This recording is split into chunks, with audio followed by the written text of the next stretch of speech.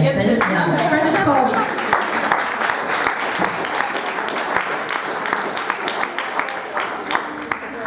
Me and Brendan Gibson. Brendan I'm lucky. Someday.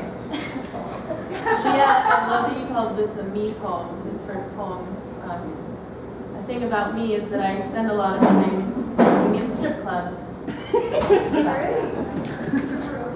Stripperoke, it's 2 blocks from my house. It's amazing. The troubling. A group of hummingbirds is called a charm or a troubling. In the dingy glow of Thursday night, the girls resemble jeweled birds. They hover endlessly, darting from lap to lap, from booth to rack to bar to booth. The bass swells heavy somewhere deep in my throat. Perched at the end of the bar, Rosie bats heavy lashes while I slapdash vignette flashes of her colleagues' biographies. Taylor flings her body with alarming trajectory. Trusts solely the reliability of gravity, she slams her hips into the rack, knows bruises won't erase the past, but they justify the way she aches. Vegas drapes a heavy bandolier across her childish hips. She fancies herself a warrior, but when she spreads her matchstick-slender thighs, all the men can see is combustion. Anna didn't like the stars she was born under, so she created new constellations. Blue ink tracings wound around her body the way she twines serpentine around the pole. Leeringly, too close, a bearded face floats above a white-collared shirt and asks when my audition is. His grin feels more entitled to my body than I have ever been. Rosie takes the stage. A practiced actress, masked in place, face carefully arranged into perfect impassivity. Her naked breasts are a gift my eyes have not yet learned to accept, so I memorize her faces. When she bites her bottom lip, I taste blood. She once told me time is a myth that ceased to exist in a room with no clocks and only mirrors where windows once thought they belonged. Through the red room, she flutters and twirls. Black fabric swirls, framing her thighs. She says the frills make men cry princess. She confesses her desire to kick up sunbeams instead of puppeteering heartbeats.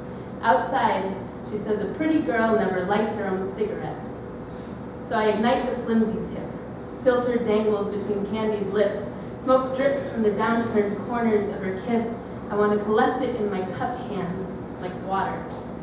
Take it into my own mouth to feel cleansed or whole or closer to home.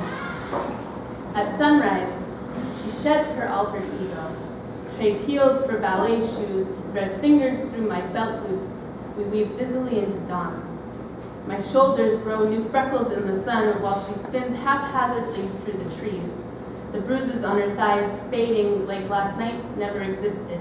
Like tonight will never come too soon the way tonight is always coming too soon. The hummingbird exhales the red room, fills her tiny ribcage with spring, and dances our hearts a little less heavy.